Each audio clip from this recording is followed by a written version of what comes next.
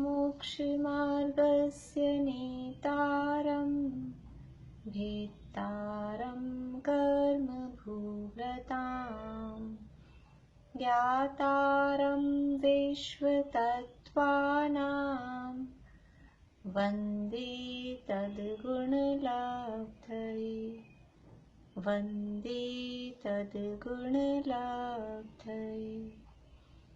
मोक्षमार्ग के नेता एवं कर्म पर्वतों के भेदक और विश्व के सब तत्वों के ज्ञायक चेतन संवेदक सद्गुण आप समान प्राप्त हो यही भावना भाकर देव विनय पूर्वक करूं वंदना बारंबार जिनेश्वर देव बारंबार जिनेश्वर देव।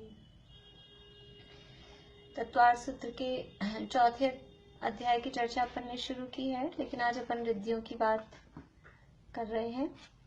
रिद्धियों का प्रकरण आता है तीसरे अध्याय के अंतर्गत ही, जो अपना लास्ट के सूत्र में था, सेकंड लास्ट या उससे पहले आर्याम्लेच्छाष्ट जो मनुष्यों के भेद आए थे। तो वहाँ आप लोग देख सकते हैं अपनी पुस्तकों में भी जो मनुष्यों के भेद जहाँ आए वहाँ दो प्रकार के मनुष्य बताए, एक आर्य और एक म्लेच्छ। तो आर्य कितने प्रकार के होते हैं वहाँ आया। आर्य मनुष्य जो हैं वो दो प्रकार के हैं, रिद्धिधारी और बिना रिद्धि वाले। तो ये तत्वार्थ सूत्र की जो टीकाएं हैं वहीं आचार्य ने जो भी राजवार्तिक है, सर्वार्थ सिद्धि है अथवा अन्य भी जो टीकाएं हैं वहां पर ये रिद्धिधारी जो हैं मनुष्य, वहां 64 रिद्धियों की चर्चा की है। और तिलोपनति आदि जो ग्रंथ हैं वहां पर भी जब मनुष्य लोक का वर्णन है, मनुष्यों की जहाँ चर्चा है वहां पर रिद्धियों का वर्णन मिलता है। और 64 तो ये कही गई हैं। उसके अलावा आचार्य देव ने खुद नेयति वृषभ आचार्य ने तिलोपनति ग्रंथ में लिखा है कि 64 तो ये कही गई है, इसके अलावा अन्य भी अनेक रिद्धियां पाई जाती हैं जिनके नाम वगैरह अभी उपलब्ध नहीं है, लेकिन और भी बहुत सारी रिद्धियां इनके अलावा मुनिराजों के जीवन में हो सकती हैं। तो ये जो 64 रिद्धियां हम कहते हैं, जो एक तो हम पढ़ते हैं, जो लोग रोज पूजा करते हैं, कहाँ पढ़ते हैं 64 रिद्धियों के नाम बता सकते हैं? बोलिए रश्मि जी।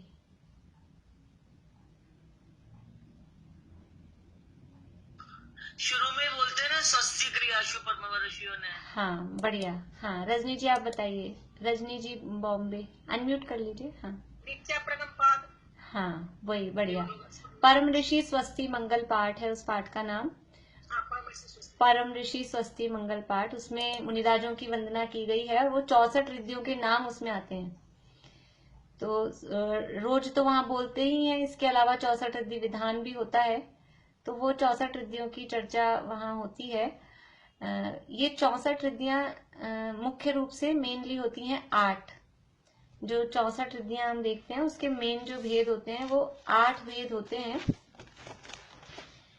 मेन जो 8 भेद है वो आप नाम लिख लीजिए भले ही, और फिर अपन थोड़ा फास्ट लेंगे और विक्रिया रिद्धि के संबंध में विशेष रूप से देखेंगे। बाकी बहुत ज्यादा डिटेल में टाइम बहुत लग जाएगा। फिर देखिए, पहले है बुद्धि रिद्धि। 64 रिद्धियों में पहली रिद्धि है बुद्धि रिद्धि, और उस बुद्धि रिद्धि के आगे लिख लीजिए इसके 18 भेद हैं। 18 की संख्या उसके आगे लिख लीजिए, बुद्धि रिद्धि के 18 भेद हैं। फिर दूसरी है क्रिया रिद्धि।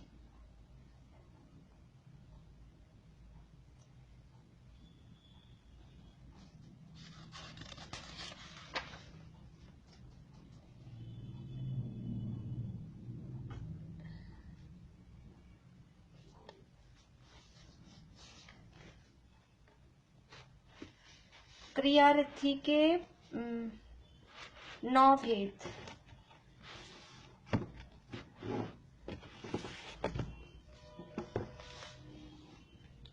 फिर तीसरी है विक्रिया रिद्धि।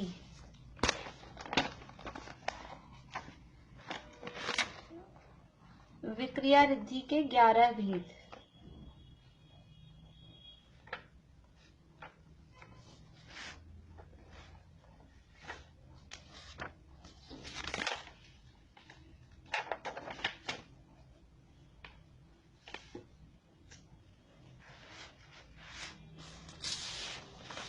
इसके बाद में है चौथी है तप रिद्धि, और तप रिद्धि के हैं 7 भेद।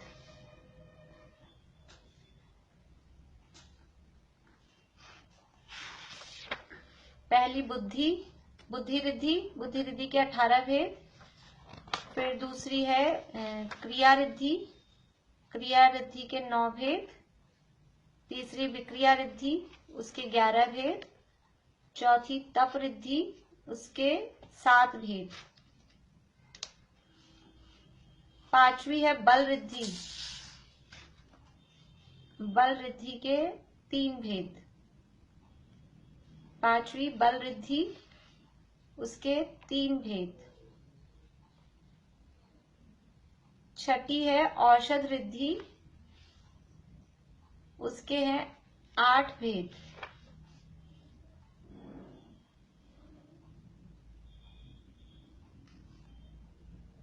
छठी औषध रिद्धि, उसके 8 भेद। सातवीं है रस रिद्धि,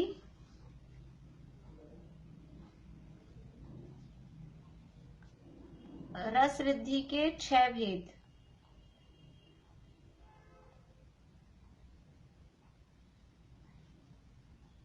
और आठवीं है क्षेत्र रिद्धि,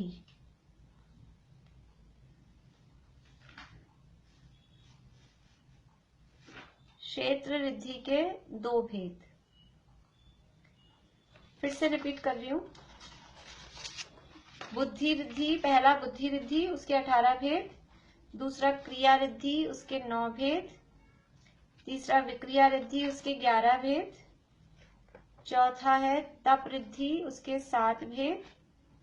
पांचवा बल रिद्धि, उसके 3 भेद। छठा है औषध रिद्धि, उसके है 8 भेद। सातवीं रस रिद्धि, उसके 6 भेद।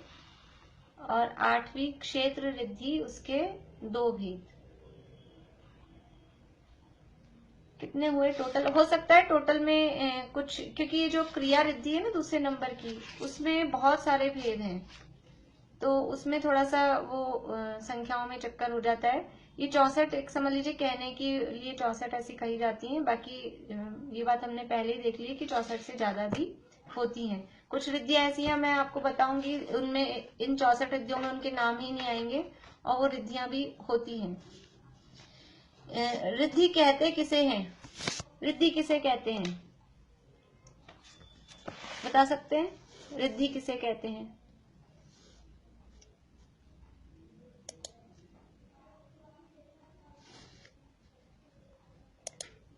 कोई कर रहे हैं कोशिश?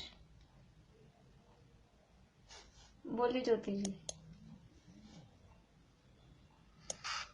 मैं तो ऐसी गैस कर रही हूँ, तब के प्रभाव से स्पेशल जो पावर रहती है। हाँ, मतलब जो विशेष लाभ है, और तप के प्रभाव से जो विशेष, जिसको कह सकते हैं हम शक्ति, कुछ ऐसी एक्स्ट्राऑर्डिनरी कोई शक्ति है, या कोई चमत्कारिक कोई चीज है। चीज मतलब कुछ ऐसा चमत्कार जिसमें हमको दिखाई देता है, विशेष कुछ प्राप्ति। रिद्धि का मतलब है कुछ विशेष चीज, गुण की प्राप्ति हुई, कुछ विशेष शक्ति की प्राप्ति हुई। और ये यहाँ जो परम ऋषि स्वस्ति मंगल पाठ में रिद्धियों की चर्चा है, वो मुनिराजों के संदर्भ में है। और ये जो 64 रिद्धियों की चर्चा है, ये भी मुनिराजों के संदर्भ में है विशेष रूप से। पर इनमें से जैसे हमने देखा कि विक्रिया रिद्धि जो है वो देवों को भी होती है, वो बात अलग है। लेकिन यहाँ ये जो 64 रिद्धियों का प्रकरण जो होता है, वो मुनिराजों के संदर्भ में विशेष रूप से होता है। और मुनिराजों के जीवन में तप के प्रभाव से ऐसी रिद्धियां प्रकट हो जाती हैं। रिद्धि प्रकट करने के लिए मुनिराज तप नहीं करते, जो दिगंबर मुनिराज हैं, वितरागी संत हैं, वो रिद्धि प्रकट करने के लिए तप नहीं करते, उनको रिद्धियों से कोई प्रयोजन भी नहीं है, लेकिन फिर भी उनके परिणामों की विशुद्धता से और वो तप के प्रभाव से अपने आप ही सहज में ही ऐसी ऐसी रिद्धियां, शक्तियां, ऐसे विशेष चमत्कार उनके जीवन में प्रकट हो जाते हैं। जो रिद्धियों के लिए तप करते हैं उनको रिद्धियां प्रकट होती ही नहीं है। जैसे एक वो होता है ना, जो मांगे उससे भागे और जो त्यागे उसके आगे।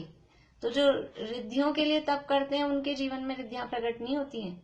जो अपने आत्म स्वभाव की साधना में लीन होते हैं और जिनकी विशुद्धि ऐसी बढ़ती है तो उनके जीवन में रिद्धियां सहज ही प्रकट हो जाती हैं। अभी देखिए, सबसे पहली है जो बुद्धि रिद्धि। बुद्धि का मतलब है ज्ञान से रिलेटेड है, बुद्धि से रिलेटेड, ज्ञान से रिलेटेड ये रिद्धियां हैं। इनमें सबसे पहली है केवल ज्ञान। अब आप लोग नाम लिखेंगे क्या सारे? मैं नाम लिखेंगे तो टाइम लगेगा। जिनको जो लिख सकते हैं फास्ट वो लिखते जाइए, केवल नाम लिख लीजिए, स्वरूप समझ लीजिएगा। पहली जो बुद्धि रिद्धि के 18 भेद हैं उसमें पहली है केवल ज्ञान रिद्धि। केवल ज्ञान भी रिद्धि है। अपन को तो केवल ज्ञान तो यूं लगता है कि हाँ केवल ज्ञान प्रकट हो गया, पर अब ये रिद्धि है।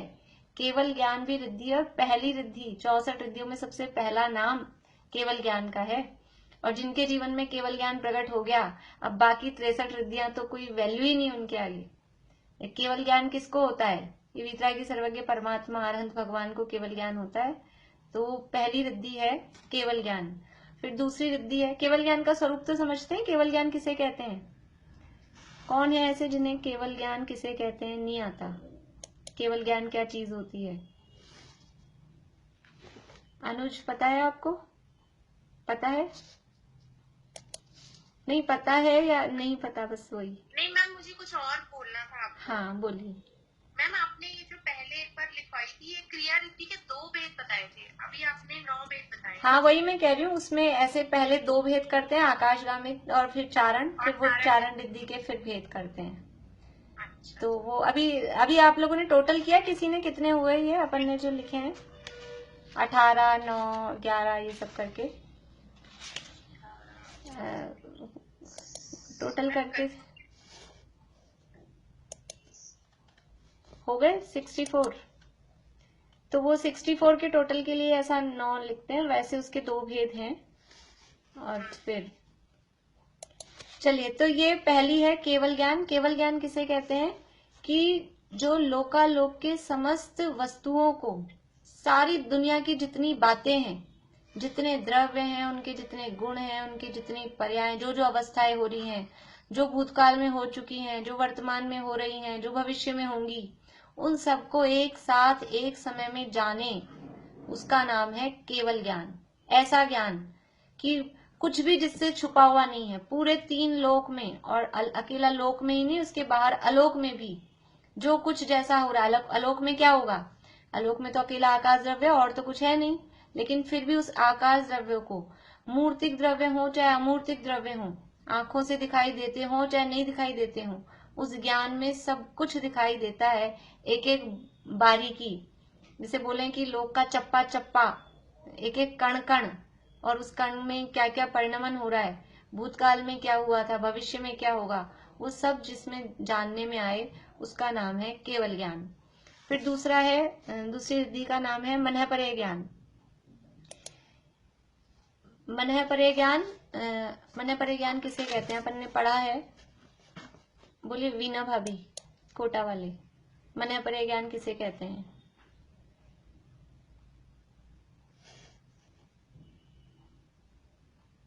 दूसरों के मन की बात को जानता है। अपन ने जो परिभाषा याद करी है वो बोलिए, इसीलिए मैंने आपसे पूछा है। 4 पॉइंट्स अपन ने याद किए हैं उसमें। एकदम याद नहीं आ रहे, पर चलिए, नीलम भाभी बोल रहे हैं। वैसे मैं आपको एक पॉइंट बताती तो आपको भी याद आ जाता, पर नीलम भाभी बोल रहे हैं। बोलिए नीलम भाभी। द्रव्य क्षेत्र काल भाव की मर्यादा को बिना लिए हुए और रूपी पदार्थों को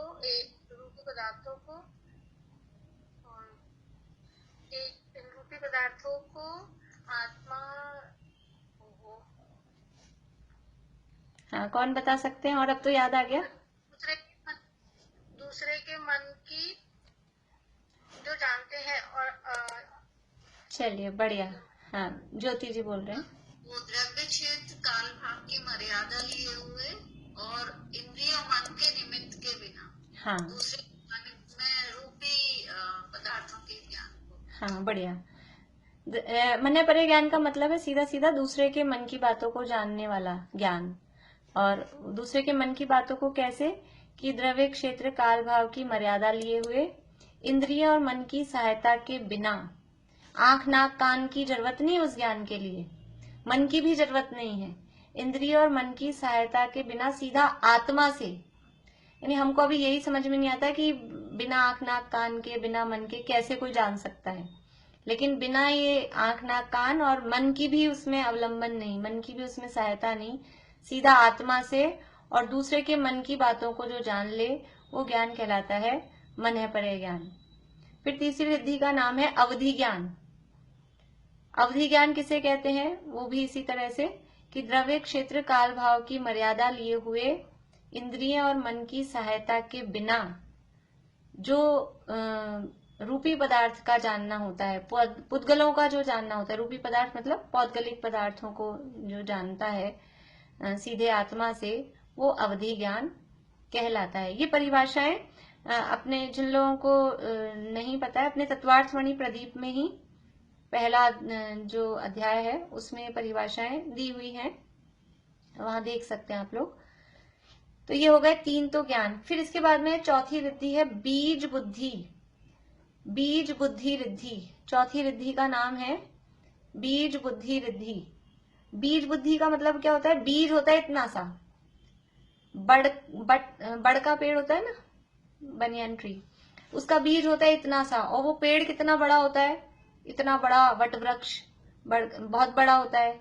तो ये बीज बुद्धि कैसी है कि इतना सा कोई शब्द सुना, जिनवाणी का कोई एक पद सुना और उसका विस्तार, जैसा कुछ ऐसे होते हैं ना अपने विद्वान होते हैं कि एक गाथा पे 10 दिन तक प्रवचन कर रहे हैं, कि एक शब्द पे पूरे 1 घंटे तक प्रवचन कर रहे हैं। तो एक पद का को लेकर और उसका इतना विस्तार करना, यानी ज्ञान में ये ज्ञान की ऐसी ताकत कि एक शब्द को लिया और उस शब्द की इतनी व्याख्या और उसका इतना उसका भाव समझना, वो कहलाता है बीज बुद्धि रिद्धि। ऐसी बुद्धि, ऐसा ज्ञान कि एक शब्द एक पद सुना और उससे पूरा बहुत सारे यानी जिनवाणी का ज्ञान जिनको हो जाए, वो बीज बुद्धि।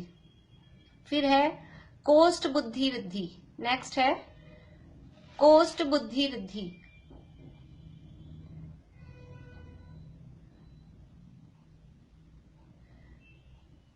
कोष्ठ का मतलब होता है कोठ्यार। कोठ्यार का मतलब है आज के जमाने में बोलेंगे स्टोर।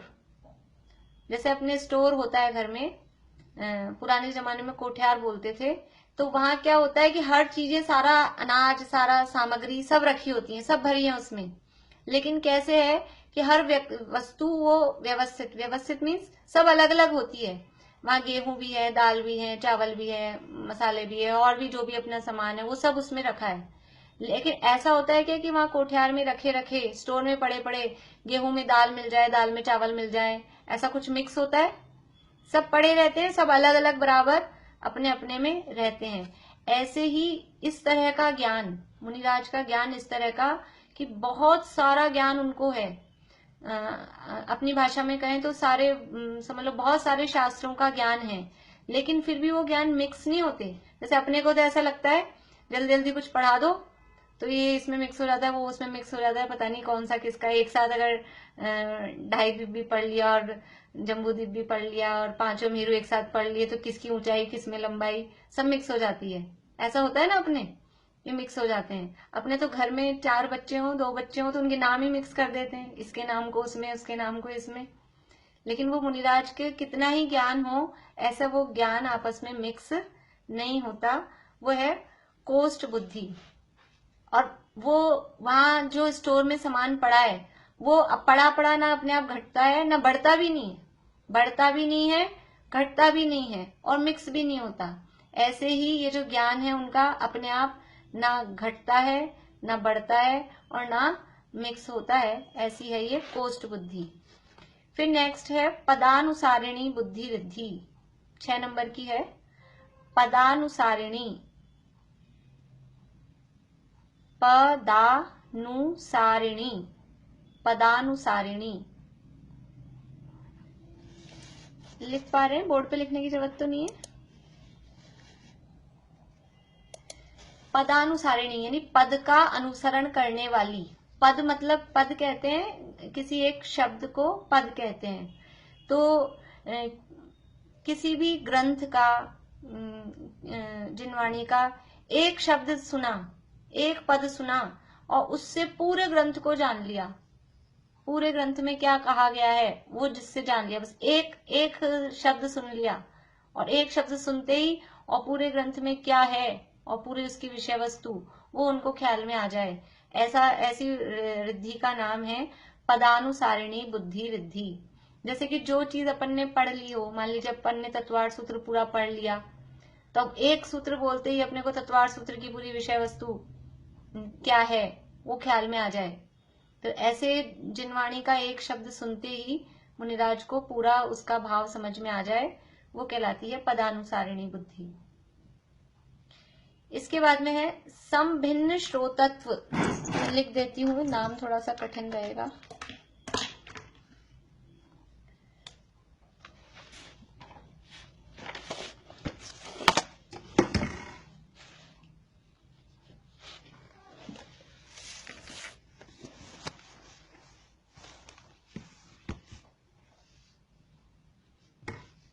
समभिन्न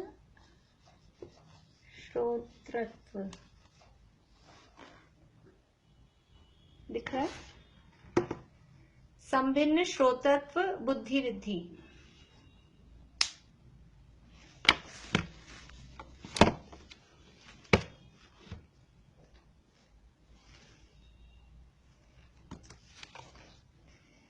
ये क्या है?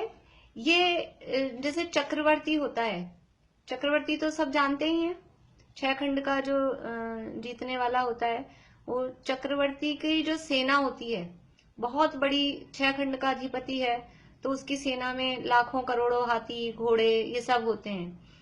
तो उस यानी इस तरह की शक्ति, इस तरह की रिद्धि की समझ लो 84 लाख हाथी हैं, घोड़े हैं उसके। तो उसमें से कौन सा घोड़ा हिनहिना रहा है, वहां अस्तबल में वो बंधा है घोड़ा, और कोई घोड़ा हिनहिनाया वहां दूर, उसके महल से दूर है अस्तबल, तो उसको ऐसा समझ में आ जाता है कि कौन सा घोड़ा हिनहिना रहा है, वो ऐसी उसकी सुनने की ताकत, ये कहलाती है समभिन्न श्रोतत्व। तो ये चक्रवर्ती को तो होती ही है, मुनिराजों को इस तरह से। देखो ये रिद्धियां हैं, हम कह रहे हैं मुनिराजों की मुख्यता से है, लेकिन इनमें से कुछ कुछ रिद्धियां यथा योग्य गृहस्थों को भी या देवों को भी अपनी अपनी भूमिका के हिसाब से वो पॉसिबल होती हैं। जैसे अवधि ज्ञान है, तो अवधि ज्ञान है पर मुनिराज के होता है तो हम उसको विशेष रिद्धि कहते हैं। बाकी अवधि ज्ञान ऐसे गृहस्थों को भी हो सकता है, मनुष्य तिरंचों को भी हो सकता है, देवों नारकियों को होता ही है जन्म से ही। इसलिए कुछ ऐसे हैं जो कॉमन है, मुनिराज और गृहस्थों में दोनों में हो सकते हैं, और कुछ ऐसे हैं जो मुनिराज को ही होंगे।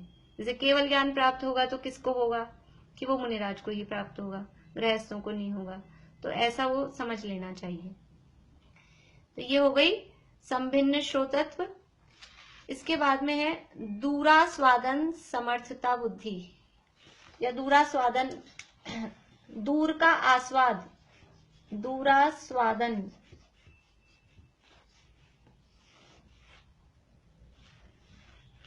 दूरास्वादन बुद्धि रिद्धि, ऐसा ही लिख लीजिए बस इतना, दूरास्वादन बुद्धि रिद्धि।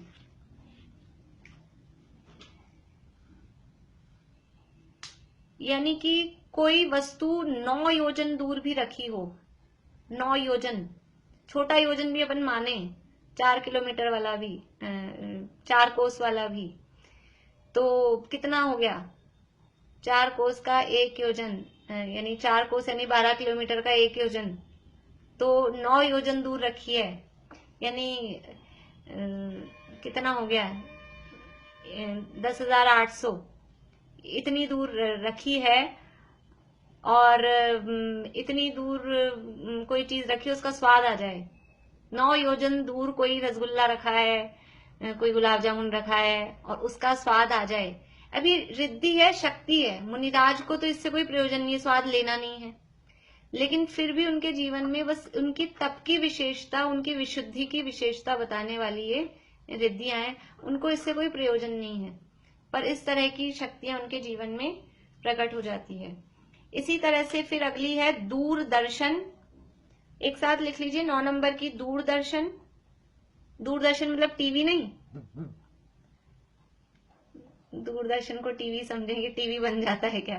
वो दूरदर्शन का मतलब यही है, ऐसे ही इतने इतने योजनों दूर की कोई वस्तुएं होती हैं, वो उनको दिखाई दे जाती हैं। तो दूरदर्शन। फिर है दूर स्पर्शन।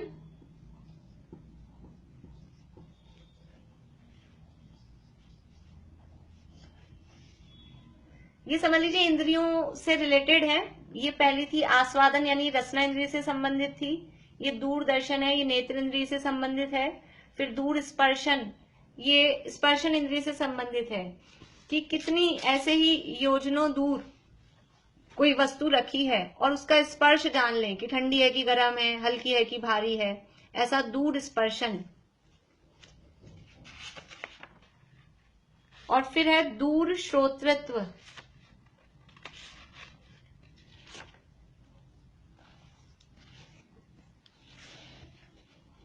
नेक्स्ट है दूर श्रोतत्व।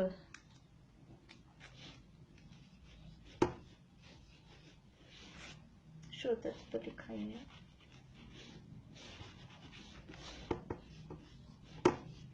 दूर श्रोतत्व, देखिए पहली वाली थी वो संभिन्न श्रोतत्व कि इतनी दूर का सुन सकते हैं। देखो एक तो ऐसी शक्ति है कि हम 9 योजन दूर का सुन सकते हैं, एक तो ऐसी शक्ति, और एक बस सुन लिया कि कुछ आवाजें आ रही है, एक ऐसी, और एक ऐसा कि उसमें कौन क्या कह रहा है, कौन सा घोड़ा हिनहिना रहा है, कौन सा हाथी चिंगाड़ रहा है, ऐसा अलग अलग जानना। तो अलग अलग जानना वो थी संभिन्न श्रोतत्व। और ये है दूर श्रोतत्व कि इतना योजनों दूर का वो सुनाई दे सके, वो रिद्धि है दूर श्रोतत्व। ये हो गई अपने 12 तक हो गई। अब है नेक्स्ट है दश पूर्वित्व बुद्धि रिद्धि।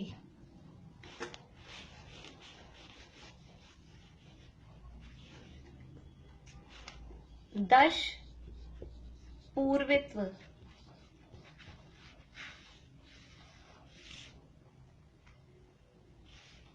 देखिए अपने जिनवाणी में 12 अंग, द्वादशांग में अपन जयकारा भी लगाते हैं, द्वादशांग में जिनवाणी माता की जय। तो जिनवाणी के 12 अंग कहे जाते हैं। उन 12 अंगों में से जो 12वां अंग है, उस 12वां अंग है दृष्टिवाद नाम का, उसके 5 भेद हैं। तो उन 5 भेदों में एक भेद है पूर्व, और उस पूर्व के वो 14 भेद हैं। उन 14 पूर्वों में से 10वें नंबर का पूर्व है।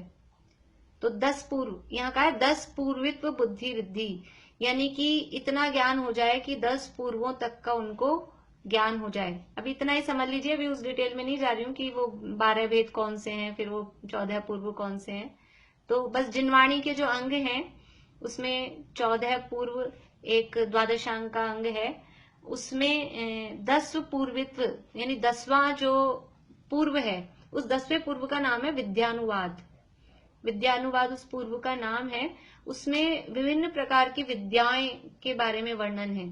विद्याएं किसको होती है? जो विद्याधर होते हैं, विद्याधर मनुष्य होते हैं, उनको विभिन्न प्रकार की विद्याएं होती हैं।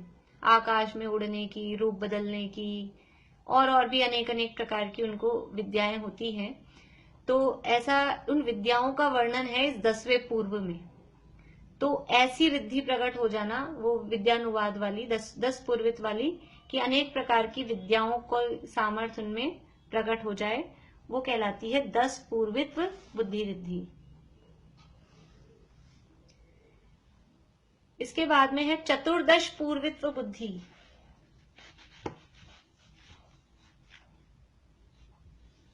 चतुर्दश पूर्वित्व,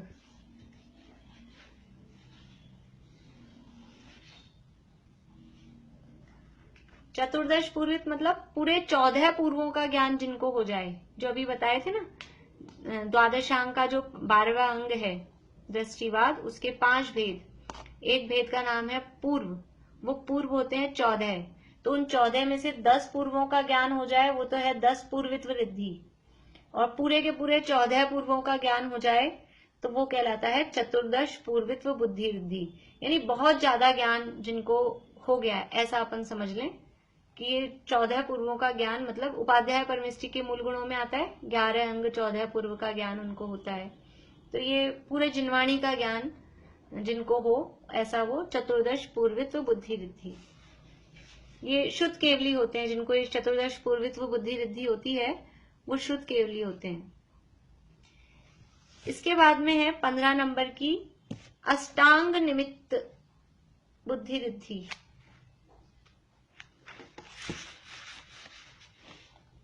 अष्टांग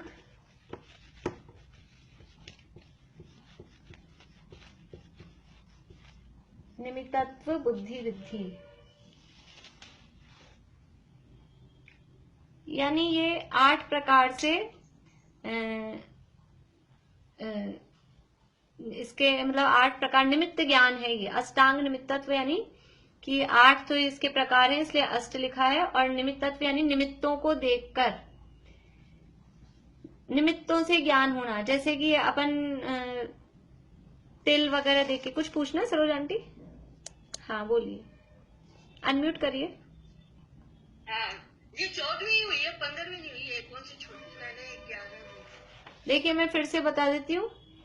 केवल ज्ञान, मन्य परे ज्ञान, अवधि ज्ञान, फिर बीज बुद्धि, कोष्ठ बुद्धि, पदानुसारिणी बुद्धि, संभिन्न श्रोतत्व, दूरास्वादन, दूरदर्शन, अच्छा मैं ही लिखवाना भूल गई, दूर स्पर्शन, इसके बाद में दूर घ्राण, दूर घ्राण, वो 5 इंद्रियों की बोल के वो रह गई, दूर घ्राण, आप सभी लिख लीजिए,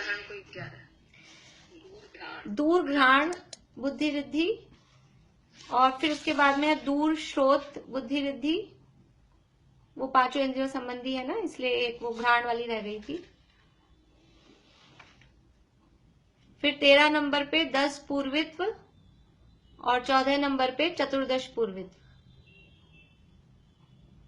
ठीक है। अब 15 नंबर पे है अष्टांग निमित्तत्व, यानी कि निमित्त ज्ञान। निमित्त ज्ञान का मतलब है ये 8 प्रकार का होता है कि अंतरिक्ष में मतलब सूर्य चंद्र का उदय वगैरह नक्षत्रों को देखकर, ये जो ज्योतिष ज्ञान जिसे हम कहते हैं, ये एक टाइप का निमित्त ज्ञान है। और ये ऐसी रिद्धियां मुनिराजों के जीवन में भी हो जाती है, गृहस्थों को भी इस तरह का ज्ञान हो जाता है। ये निमित्त ज्ञान शुद्ध ज्ञान का भेद है और ऐसा इसका निषेध नहीं है, लेकिन वो ज्ञान है। हम क्या करते हैं कि उस निमित्त ज्ञान के चक्कर में, अच्छा तो ज्योतिष सच्चे होते हैं, सीधा प्रश्न उठता है कि ज्योतिष सच्चे होते हैं कि झूठे होते हैं। कि ज्योतिष सच्चे होते हैं कि झूठे होते हैं ये तो पर्टिकुलर उनका व्यक्तिगत है, वो व्यक्ति सच्चा है कि झूठा। लेकिन ज्योतिष ज्ञान होता है और सच भी हो सकता है, होता है। अब ये ज्योतिषी कितना सच बताते हैं कितना नहीं बताते हैं वो उन पे डिपेंड करता है, पर ये ज्योतिष ज्ञान होता है। और अलग अलग टाइप से, जैसे पहला है इसका भेद अंतरिक्ष ज्योतिष ज्ञान, यानी अंतरिक्ष निमित्त ज्ञान, इसको निमित्त ज्ञान बोलते हैं। फिर दूसरा है भौम निमित्त ज्ञान, ये भी लिखेंगे आप लोग, लिखेंगे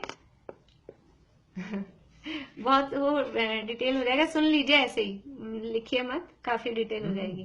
तो अंतरिक्ष निमित्त ज्ञान का मतलब है कि चंद्रमा सूर्य के उदय अस्त होने की जो वो है वो प्रक्रिया देखकर और कुछ ज्ञान हो जाए कि क्या होगा, क्या होने वाला है, ऐसा किसी को आभास, जैसे अपने को भी कई लोगों को तो आभास है, लेकिन ये निमित्त ज्ञान तो बराबर प्रॉपर होता है। फिर दूसरा है भौम, भौम का मतलब है भूमि, भूमि को देखकर बता देना, कहाँ की भूमि कैसी है, रूखी दिखाई दे रही है कि किस तरह की दिखाई दे रही है, उससे फिर वो भविष्यवाणी कर दें। जो ऐसे निमित्त ज्ञानी होते हैं वो आकाश को देखकर भविष्यवाणी कर दें तो वो हुआ अंतरिक्ष निमित्त ज्ञान, भूमि को देखकर कुछ भविष्यवाणी कर दें और वो सच हो, वो कहलाता है भौम निमित्त ज्ञान। फिर है अंग निमित्त ज्ञान, किसी के अंगों को देखकर, जैसे चाणक्य के बारे में आता है कि उसके दांत बाहर निकले हुए थे, ऐसा अपन भी कहते हैं ना, दांत बाहर निकले हुए हैं तो, या दांत के बीच में गैप है तो ये पैसे वाला होगा, या दांत बाहर निकले हुए हैं तो ये बहुत बोलेगा। तो चाणक्य के बारे में ऐसा आता है कि उनके दांत एक के ऊपर एक चढ़े हुए थे। तो ऐसे ही कोई निमित्त ज्ञानी वो बच्चे थे जब चाणक्य वहां से गुजर रहे थे उनके पास से, तो उनको देखकर किसी ने कहा कि ये बच्चा बहुत मतलब प्रसिद्धि प्राप्त करेगा और इसको देखने को भीड़ उमड़ेगी। तो पूछा उन्होंने कि भी आप कैसे कह सकते हो कि तुम्हारे दांत है ना एक के ऊपर एक चढ़े हुए हैं ऐसे, तो ऐसा उससे कि तुम्हारे को देखने को ऐसा भीड़ उमड़ेगी। तो वो तो चाणक्य थे, वो तो अलग ही कि ये दांत मुझे महान बनाएंगे, वो बोले बहुत महापुरुष होगा, महान बनेगा ऐसा। तो उन्होंने धड़ धड़ पत्थर लेके अपने दांत तोड़ दिए कि मैं दांतों से महान नहीं बनने वाला हूँ। क्या वो तो अलग बात है, अपनी तो बात ये चल रही कि ऐसा भविष्यवाणी उनको देख के की थी। और भी कई जगह इस तरह की भविष्यवाणियां अंगों को देखकर ऐसे की जाती है। तो ये अंग निमित्त ज्ञान है। फिर है स्वर, स्वर निमित्त ज्ञान, किसी की आवाज सुन के बता देना। देखिए अपने यहाँ उत्तर भारत में जब महावीर भगवान मोक्ष चले, अपन ने लिखी थी ना 683 वर्ष की परंपरा, महावीर भगवान के मोक्ष जाने के बाद में अपन ने पढ़ी थी कि 683 ईयर्स तक वो परंपरा से मुनिराज होते रहे और ज्ञान ऐसा चलता रहा। तो जो अंतिम श्रुत केवली हुए थे महावीर भगवान के मोक्ष जाने के बाद, 3 तो अनुबद्ध केवली हुए, याद है किसी को? 3 अनुबद्ध केवली हुए, कौन से हुए?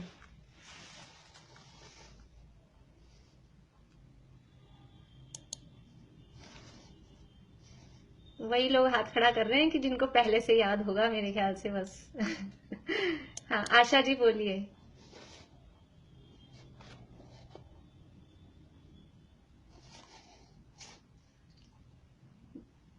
बोलिए। बढ़िया। गौतम स्वामी, सुधर्माचार्य और जम्बू स्वामी, ये 3 अनुबद्ध केवली हुए महावीर भगवान के मोक्ष जाने के बाद में। और उनके बाद में हुए थे 5 श्रुत केवली। तो जो अंतिम श्रुत केवली थे उनका नाम था भद्रबाहु। तो ये भद्रबाहु जो स्वामी थे श्रुत केवली, यानी ये पूरा 14 पूर्व का उनको ज्ञान था, पूरे द्वादशांग का ज्ञान था। तो ये निमित्त ज्ञान भी उनको था और स्वर निमित्त ज्ञान था। तो एक बार वो आहार लेकर जा रहे थे नगर में से, तो एक घर में एक बच्चा रो रहा था। उस बच्चे के रोने की आवाज सुन के उन्होंने भविष्यवाणी की थी कि उत्तर भारत में 12 वर्ष का अकाल पड़ेगा। जिन लोगों ने अपनी इतिहास सुना हो जैन धर्म का, उन लोगों को ख्याल में होगा कि यहाँ उत्तर भारत में 12 वर्ष का अकाल पड़ा। और ये भद्रबाहु मुनिराज का लगभग एग्जैक्ट हो सकता है, कुछ संख्या अलग भी हो, 24,000 मुनिराज का ऐसा कुछ उनका संघ था, हो सकता है वो नंबर कुछ कम ज्यादा हो। तो वो बोले कि यहाँ अब ये मुनि धर्म पल नहीं सकेगा, इतना भयंकर अकाल पड़ेगा 12 वर्ष तक, तो मुनिचर्या निभ नहीं सकेगी, इसलिए हम दक्षिण की तरफ चलते हैं। तो फिर कुछ मुनिराज उनमें यानी 2 मतभेद हो गए, कुछ माने नहीं कि हम नहीं जाएंगे, तो आधा संघ यहाँ रह गया उत्तर भारत में और आधा संघ दक्षिण में चला गया। तो इसीलिए जो अपने अभी साउथ में ज्यादा अपने मुनिराज वगैरह, मुनिराजों की जो वो होती है वो साउथ में अभी ज्यादा दिखाई देती है, क्योंकि मुनि संघ सारा अपना दिगंबर जो मुनि थे वो सब उस समय उधर चले गए थे। तो अभी खैर मुझे वो कहानी नहीं सुनानी है पूरी, ये उनको स्वर निमित्त ज्ञान था, ये मैं आपको बता रही हूँ। भद्रबाहु स्वामी को स्वर निमित्त ज्ञान था। इसके बाद में है व्यंजन निमित्त ज्ञान। व्यंजन का मतलब है ये अपने शरीर में ये होते हैं ना तिल मुस वगैरह, ये व्यंजन कहलाते हैं। तिल देखकर अपन कहते हैं मुट्ठी में तिल आएगा, तो सबको पता होगा मेरे ख्याल से, मुट्ठी में तिल आ जाए तो क्या होता है, और सिर में हो तो कहा, अलग अलग जगह की अलग अलग ऐसा कहते हैं। तो ऐसा ही इतना सा तो अपने को भी है, मुट्ठी में तिल हो जाए तो क्या होता है, निमित्त ज्ञान अपने को भी है, वो जो भी होता है नहीं होता है। फिर है लक्षण। लक्षण का मतलब है कि ये शरीर में और भी कुछ, जैसे अपने तो अभी नहीं दिखते हैं, बाकी जो तीर्थंकर वगैरह होते हैं उनके शरीर में श्रीवत्स, एक जो अपनी प्रतिमाएं होती है ना, उनके बीच में आप देखेंगे यहाँ कुछ फूल जैसा उठा हुआ सा दिखता है, वो एक श्रीवत्स उसका नाम होता है, श्रीवत्स चिन्ह होता है वो। और इसके अलावा अन्य भी कल्प वृक्ष बने होते हैं, कहीं शंख बना होता है तीर्थंकरों के शरीर पे। तो ऐसे जो भी महापुरुष होते हैं उनके शरीर पे इस तरह के बने होते हैं। कभी आप ध्यान से देखेंगे प्रतिमा को तो हाथ पे बने हुए दिखते हैं, हाथ पे कुछ कुछ इस तरह के चिन्ह बने हुए दिखते हैं। तो उनको देखकर कि ये व्यक्ति क्या होगा, क्या कैसा इसका भविष्य होगा, ऐसे चिन्हों को देखकर भी ये लक्षण निमित्त ज्ञान है। इसके बाद में छिन्न निमित्त ज्ञान। छिन्न निमित्त ज्ञान का मतलब है कि कोई अपना वस्त्र, आसन, शयन, कोई चीज अपनी टूट जाए, फट जाए, उससे अपन देख लेते हैं। जैसे अपन कोई अच्छा काम करने जा रहे हैं, समझ लीजिए जैसे किसी के शादी विवाह का प्रसंग हो और किसी का जो शादी वाली जो ड्रेस है, जो लहंगा है दुल्हन का, अब मान लीजिए वो फट गया कहीं से, ऐसा हुआ, तो उसको अशुभ इस तरह से मानते हैं, गलत संकेत है। कुछ भी इस तरह है कि मैं नहीं कह रही हूँ वो अशुभ होता है, मैं तो उदाहरण दे रही हूँ कि ऐसा कुछ अपन अगर माने तो कोई कपड़ा फट गया या कुछ ऐसा कांच टूट जाए शुभ काम में, तो जिससे अशुभ उस तरह को उसको मानते हैं, तो वो निमित्त ज्ञान इस तरह से कहते हैं। स्वर्ण निमित्त ज्ञान में ऐसे अपन कभी बिल्ली का रोना, कुत्ते का रोना, इस तरह से भी उसको अपन शुभ अशुभ में इस तरह से लेते हैं। तो इस तरह के ज्ञान, ये छिन्न का मतलब है कोई चीज टूटी हुई चीज को देखकर उससे ज्ञान होना, टूटी फटी इस तरह की चीज से। वो ये जो श्रीवत्स का निशान होता है हाथों में होते हैं, जन्म से होते हैं क्या? हाँ, तीर्थंकरों के शरीर पे 1008 चिन्ह जन्म से होते हैं। उसमें से 900 तो ये तिल मुस वगैरह सामान्य होते हैं लक्षण, और 108 वो ऐसे विशेष, कलश बना हुआ है, स्वस्तिक बना हुआ है, सीवस बना हुआ है, ऐसे ये 108 विशेष होते हैं। इसके बाद में है स्वप्न निमित्त ज्ञान, कि स्वप्न में कुछ आ जाए, स्वप्न देखा, जैसे तीर्थंकर की माता को 16 स्वप्न आए, तो जो तीर्थंकर के पिता होते हैं उनको ये स्वप्न निमित्त ज्ञान होता है, वो उन 16 स्वप्नों का फल बताते हैं। जो भी चक्रवर्ती, नारायण, प्रति नारायण, इनकी भी माताओं को स्वप्न आते हैं, किसी को 4 आते हैं, किसी को 4 ही आते हैं ज्यादातर, इस तरह के कुछ उनको भी स्वप्न आते हैं। तो इस तरह के कोई स्वप्न आए, कुछ शुभ स्वप्न कहलाते हैं, कुछ अशुभ स्वप्न कहलाते हैं। तो स्वप्नों से भी इस तरह का निमित्त का ज्ञान होता है। तो ये अष्टांग निमित्तत्व बुद्धि रिद्धि, ये 15वें नंबर की हुई। इसके बाद में है प्रज्ञा श्रमणत्व। प्रज्ञा श्रमणत्व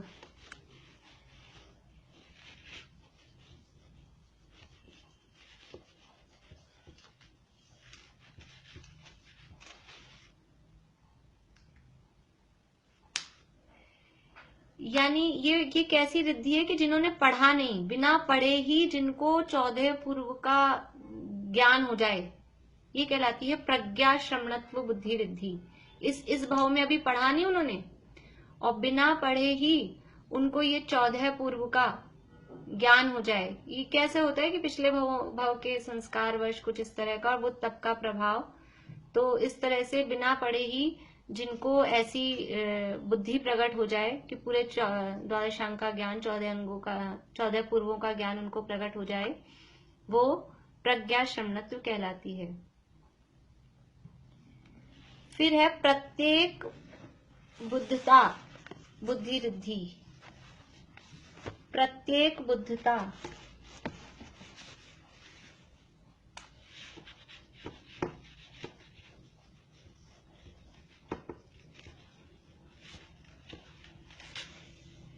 इसका मतलब है कि वो एक दूसरे के उपदेश के बिना ही विशेष ज्ञान ग्रहण कर ले, विशेष ज्ञान अर्जित कर ले, और संयम भी अर्जित कर ले।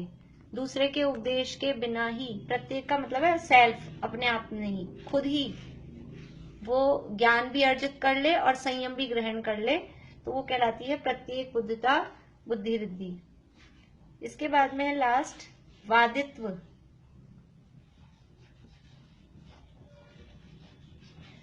वादित्व बुद्धि रिद्धि, यानी कोई उनसे वाद विवाद करने आए तो सबको वो निरुत्तर कर दें, सब उनके आगे चुप हो जाएं, इस तरह की उनकी तर्क शक्ति, इस तरह की बुद्धि जिनकी हो, वो कहलाती है वादित्व बुद्धि रिद्धि।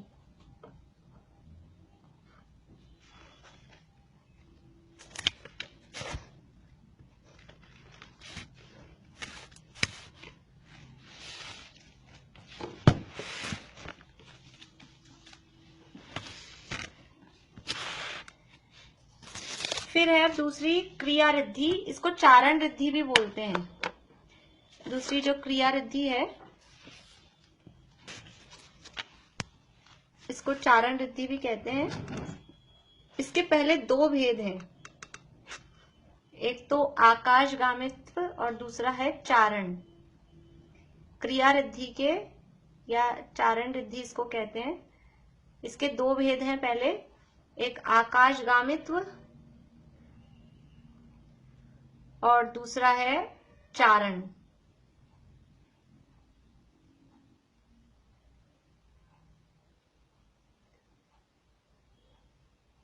तो आकाशगामित्व का मतलब है कि आकाश में गमन करना, बिना ऐसा डग भरे बैठे हुए हैं, यानी पद्मासन में बैठे हुए ही हैं अथवा खड़े ही हैं और आकाश में गमन कर सकें, उसको आकाशगामित्व रिद्धि कहते हैं।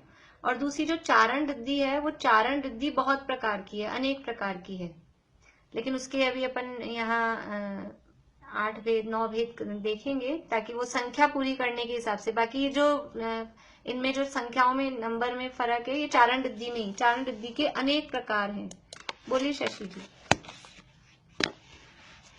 ये जो आकाश गमन करते हैं तो सशरीर करते हैं कि जैसे अपन सशरीर, सशरीर, शरीर सहित। देखिए चारण रिद्धि के अनेक प्रकार हैं, मैं नाम बोल के बता देती हूँ। जल चारण, जंघाचारण, तंतु चारण, पुष्प चारण, पत्र चारण। लिखेंगे आप लोग ये नाम? अच्छा तो स्लो बोलती हूँ। जल चारण पहला, फिर अर्थ एक साथ ही बता दूंगी सबका।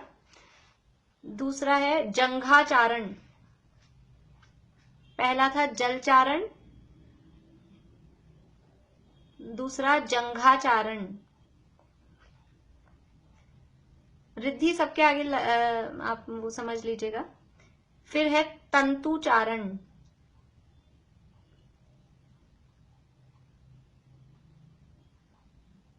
फिर पुष्प चारण,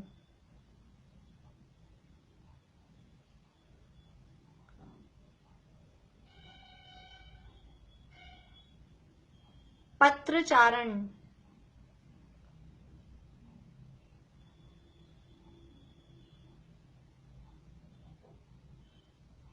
श्रेणी चारण,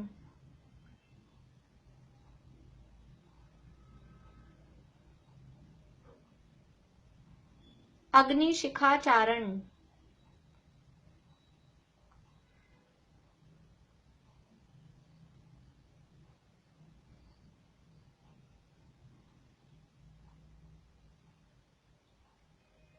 फल चारण,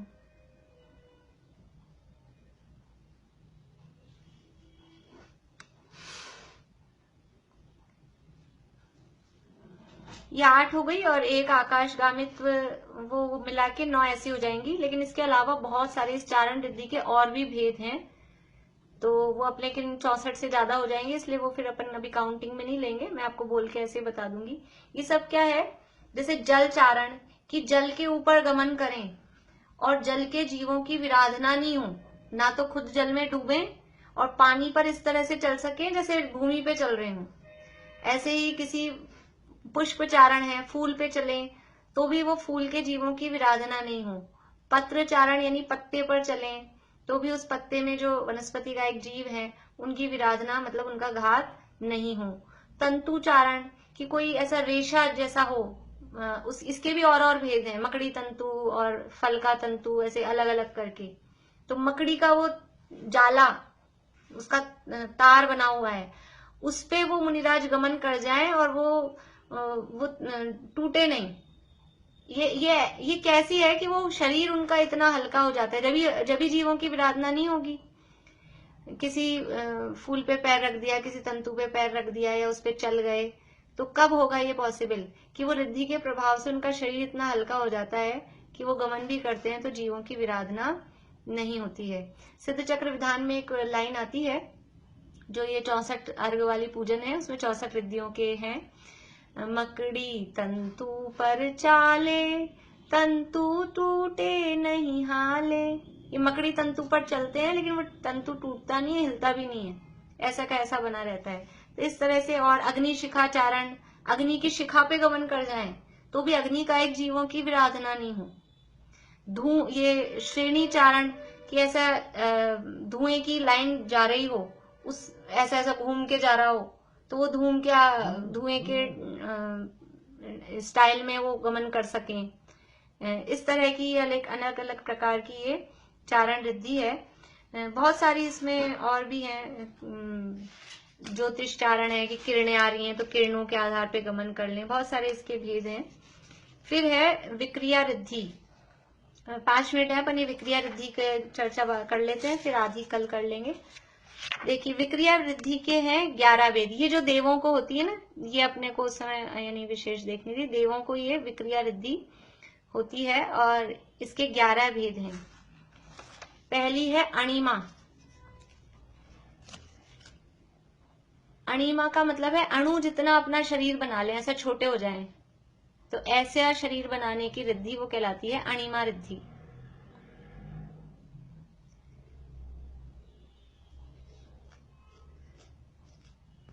फिर दूसरी है महिमा रिद्धि। महिमा का मतलब है अणिमा में तो छोटा सा बनाया था और महिमा में मेरू जितना बड़ा बना लिया, इतना बड़ा शरीर बना ले, यानी दोनों अपोजिट हो गई, अणिमा और महिमा। अणिमा में एकदम छोटा बना लिया था शरीर और महिमा में मेरू पर्वत जितना भी बड़ा शरीर बना ले, ऐसी शक्ति, ये महिमा रिद्धि। फिर तीसरी है लघिमा। लघिमा लघिमा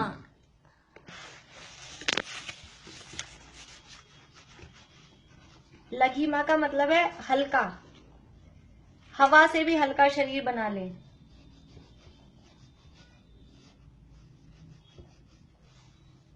और नेक्स्ट है गरिमा। ये भी दोनों अपोजिट है। लघिमा में हल्का शरीर बनाया था, अत्यंत हल्का, और गरिमा में अत्यंत भारी शरीर बना ले।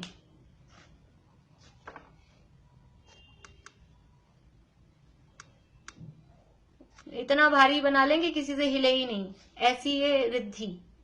तो ये देवों में इस तरह के काम देखे जाते हैं, इस तरह के देवों में विशेष रूप से होते हैं। इसके अलावा मुनिराजों में भी ऐसी रिद्धियां। एक बाली मुनिराज का नाम आप लोगों ने सुना होगा कि वो कैलाश पर्वत पे वो तपस्या कर रहे थे और रावण का विमान उधर से गुजरा, तो वो विमान रुक जाता है। नीचे यदि मुनिराज तपस्या कर रहे हों तो जब तक उनकी वंदना नहीं करें तो वो विमान रुक जाता है। तो विमान रुक गया तो रावण को क्रोध आया कि किसने मेरा विमान रोक दिया। तो अच्छा, ये मुनिराज तपस्या कर रहे हैं और वो बाली से उनकी पुरानी दुश्मनी थी, तो उन्होंने पूरे कैलाश पर्वत को उठा के, रावण ने, कि मैं पूरे पर्वत को ही हिला देता हूँ। तो बाली मुनिराज ने, वो तो दूसरी थी, उनकी कायाबल रिद्धि थी, लेकिन अपन ऐसा समझने के लिए जरा सा अपना पैर का अंगूठा दबाया, इतना सा, और वो पर्वत, वो रावण उसके नीचे से उठा के पर्वत को हिला रहा था ना, तो रावण दब गया और वो जोर जोर से रोने लगा। तभी से उसका नाम रावण पड़ गया कि वो पर्वत के नीचे दब गया। फिर मंदोदरी आदि ने आके मुनिराज से क्षमा याचना की, फिर मुनिराज ने अंगूठा ढीला किया। तो ऐसा ये गरिमा हो गई। इसके बाद में है प्राप्ति रिद्धि। नेक्स्ट है प्राप्ति रिद्धि। प्राप्ति रिद्धि क्या है कि यहां अपन बैठे हैं और अपन ने उंगली की तो मेरू के शिखर को या सूर्य के विमान को छू लिया, स्पर्श कर लिया। यहां बैठे हैं, उंगली ऐसे की और मेरू के शिखर को जाके प्राप्त हो गया, वो प्राप्ति। ऐसी रिद्धि कि जहां भूमि पर जहां भी बैठे हैं वहां बैठे बैठे मेरू के शिखर को या सूर्य के विमान आदि को स्पर्श करने की शक्ति, वो प्राप्ति रिद्धि कहलाती है। फिर है नेक्स्ट प्राकाम्य रिद्धि।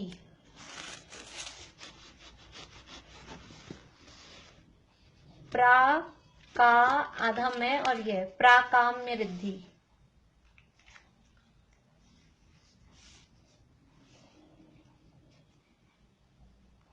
इसमें क्या है कि पानी में तो भूमि के जैसे चल सके, जैसे अपन जमीन पे ऐसे चलते हैं आराम से डग भर के, ऐसा तो पानी के ऊपर चल सके। और भूमि पर तैर सके। भूमि पे तैर सकते हैं अपन तो नहीं तैर, पानी में तो तैर सकते हैं, भूमि पे चल सकते हैं, लेकिन जो उल्टा करने की शक्ति हो कि पानी में तो चल सके और भूमि पर पानी की जैसे तैर सके, इस तरह की जो रिद्धि है उसको कहते हैं प्राकाम्य रिद्धि।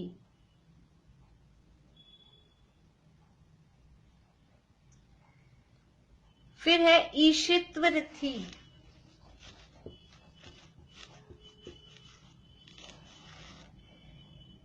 ईशित्व का मतलब है कि पूरे 3 लोक में वो प्रभुत्वशाली होते हैं, ऐसा लोक में प्रभुत्व पना जिसका है। ईशत्व मतलब भगवान तो नहीं, लेकिन ऐसा प्रभुत्व जो दिखा सके, ऐसी रिद्धि वो ईशत्व रिद्धि। इसके बाद में है वशित्व रिद्धि। ये जो कल अपनी चर्चा चल रही थी कि जो मनुष्य तिर्यंचों को, अन्य देवों को, आपस में किसी को भी जो जिससे ऊपर वाला होगा, जिसको जितनी ज्यादा हो, वश में कर सकें, अन्य मनुष्य तिरंचों को अपने वश में कर सकें। तो जो कल चर्चा चल रही थी ना कि वो कैसे करा लेते हैं, तो ये इनमें वशित्व नाम की रिद्धि होती है। तो वो मनुष्यों के शरीर में तो नहीं घुसते, लेकिन उस मनुष्य के पाप का उदय हो तो उसको अपने वश में करके और अपने हिसाब से उसको काम करवाते हैं, उसको वैसा बुलवाते हैं जैसा वो चाहते हैं। तो ये वशित्व रिद्धि। फिर है अप्रतिघात।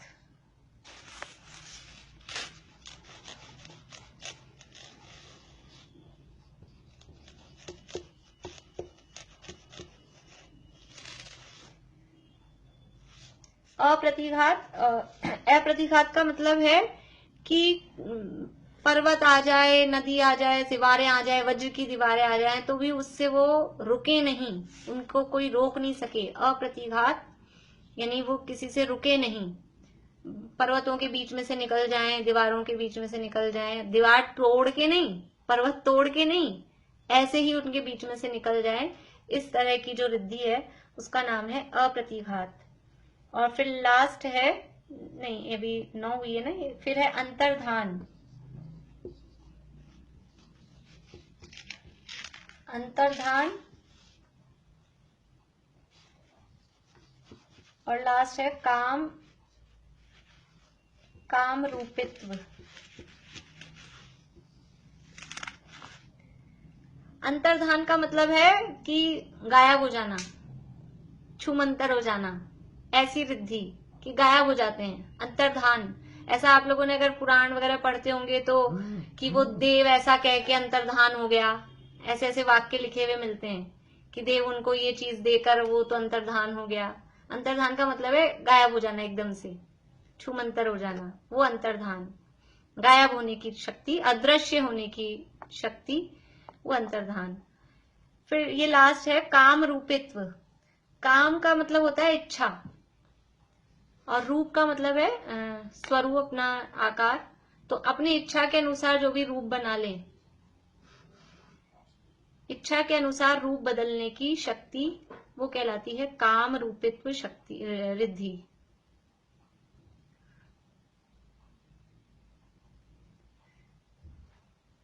तो ये विक्रिया रिद्धि के 11 भेदों तक की चर्चा हुई।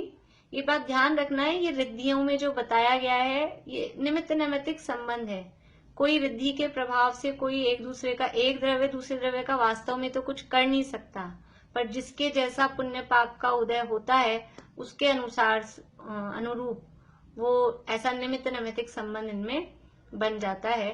कल भी ये बात अपन ने देखी थी। ऐसा कोई किसी का कुछ कर देगा, अच्छा बुरा, भला बुरा, सुख दुख, एक द्रव्य दूसरे द्रव्य को ना सुख दुख दे सकता है ना भला बुरा कर सकता है, पर जिसका जैसा उदय होता है पुण्य का अथवा पाप का, उसमें दूसरे कुछ निमित्त बनते हैं। निमित्त होते हैं, वो कार्य के कर्ता नहीं होते, निमित्त उसको करने वाले नहीं होते। ये बात यहाँ पर अवश्य ध्यान रखनी चाहिए।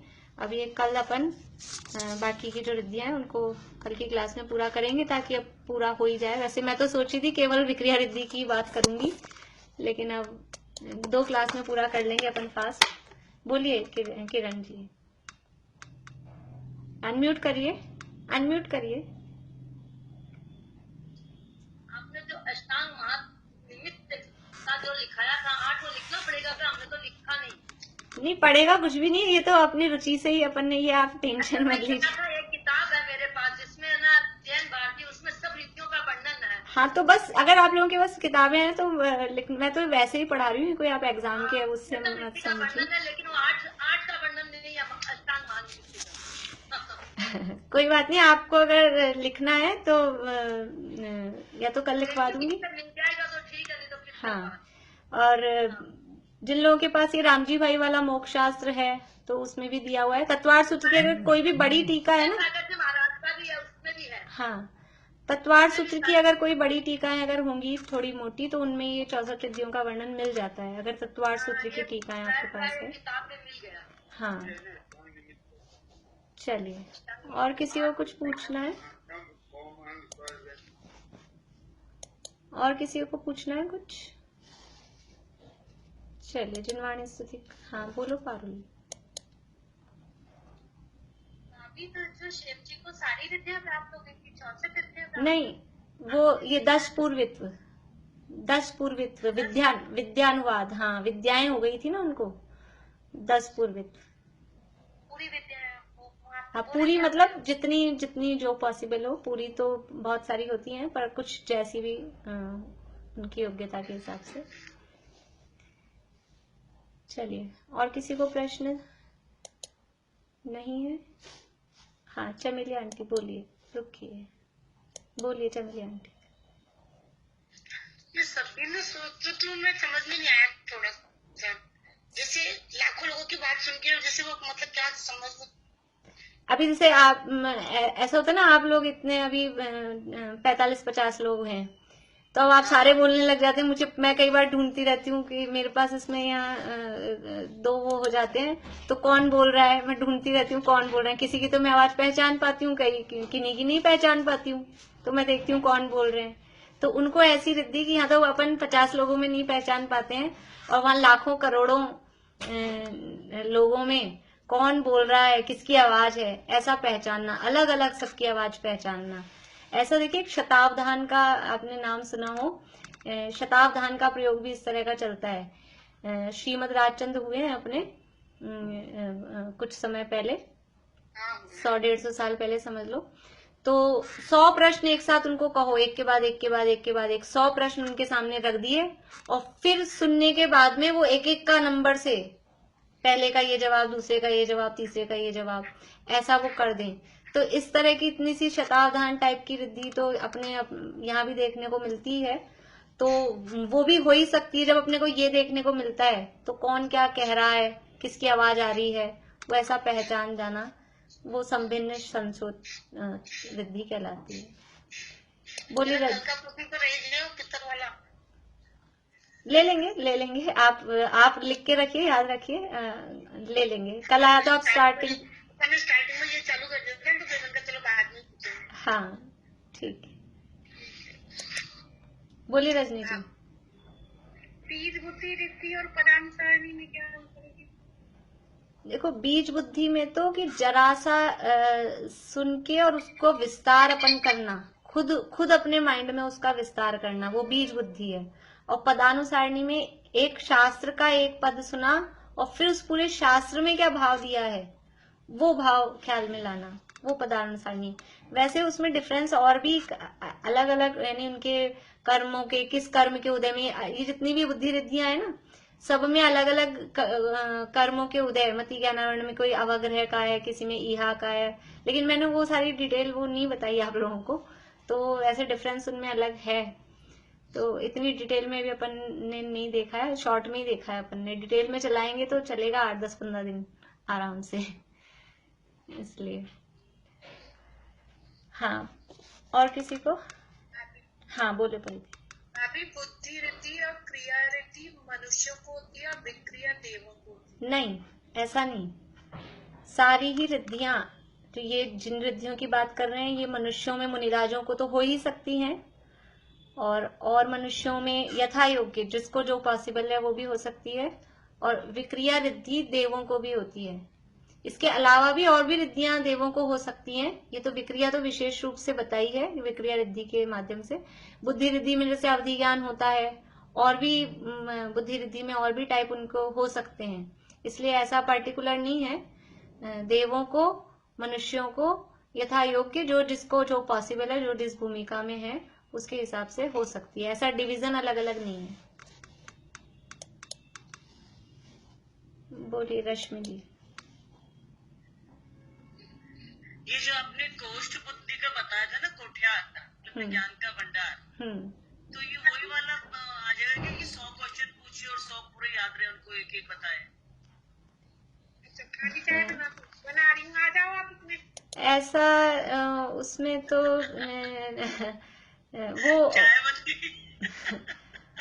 वो ऐसा उसमें नहीं समझना चाहिए। वो शतावधान तो समझ लीजिए इस तरह से है कि अपने को याद रहे। बाकी कोष बुद्धि वो मुनिराजों के संबंध में विशेष है। ये गणधरों को होती है। ये जो शुरू की रिद्धियां है ना, शुरू की जो बुद्धि रिद्धियां हैं, ये गणधरों की अपेक्षा से कही गई हैं। जैसे गणधर, जो भगवान के गणधर होते हैं, वो इतना पूरा सुना दिव्य ध्वनि और फिर उसको द्वादशांग में विभाजित करते हैं। तो वो कैसे है, वो पूरी दिव्य ध्वनि सुन के फिर ये 12 अंगों में गणधर विभाजित करते हैं, द्वादशांग की रचना गणधर करते हैं। तो ये जो शुरू की रिद्धियां है ना, ये गणधरों की मुख्यता से कही गई है। कोष्ठ बुद्धि, पदानुसारिणी, बीज बुद्धि और अवधि ज्ञान, मने परे ज्ञान, ये सब है ही उनके। केवल ज्ञान को छोड़कर 63 रिद्धियों के धारी गणधर मुनिराज होते हैं। बस एक केवल ज्ञान नहीं है, बाकी 63 रिद्धियों के धारी गणधर मुनिराज होते हैं। बोले शशि जी। मैं यही पूछ रही थी कि कितनी रिद्धि, 63 रिद्धि बोल रहे हैं क्या गणधरों को? हाँ, पर ये जो गणधरों को 63 तो होती है, लेकिन ये जो शुरू वाली 3-4 रिद्धियां है ना बुद्धि रिद्धि में, ये गणधरों को ही होती हैं, समझ लीजिए ऐसा। कोष्ठ बुद्धि, पदानुसारिणी, बीज बुद्धि मुख्य रूप से गणधरों को होती है, या कहें कि मुनिराजों को ही होती है, ऐसा भी कह सकते हैं। बाकी संभिन्न श्रोतत्व है, दूरास्वादन है, दूरदर्शन है, ये तो चक्रवर्ती को भी होती है। मनुष्यों में जो चक्रवर्ती है उसको भी ये रिद्धियां होती है। और ये देवों में नहीं होती? ये जो अपन ने रिद्धियां करी वो देवों की नहीं है ना? देवों में यथा योग्य हो सकती, देखो देवों में इम्पॉसिबिलिटी नहीं है, लेकिन शास्त्रों में चक्रवर्ती का नाम मुख्य रूप से आता है, मनुष्यों में या फिर मुनिराजों का आता है। पर देवों में भी दूर से स्पर्श करने की ऐसी हो ही सकती है, उसमें कोई निषेध नहीं है, क्योंकि देव तो और स्पेशल शक्ति के धारक होते हैं, तो देवों में भी हो। और मैं इतना भी देखा हुआ नहीं है, अगर और कुछ पढ़ने में आएगा तो मैं बताऊंगी अलग से। अपन ने मतलब अपने मनुष्यों के हिसाब से करी है क्या ये रिद्धियां अपन ने आज जो करी? हाँ, ये मनुष्य मुनिराजों की मुख्यता, ये जो 64 रिद्धियों का वर्णन मिलता है जहाँ भी, वो मुनिराजों की मुख्यता से ही मिलता है। फिर भी जहाँ जहाँ जिसको होती है तो बता देते हैं, जैसे चक्रवर्ती को होती है तो उसका नाम बता देते हैं ऐसे बीच में, पर मुनिराजों की मुख्यता से ही। चलिए, अभी समय बहुत हो गया है, अभी पूरा करते हैं। और किसी के प्रश्न रह गए हों तो कल आप पूछ लीजिएगा।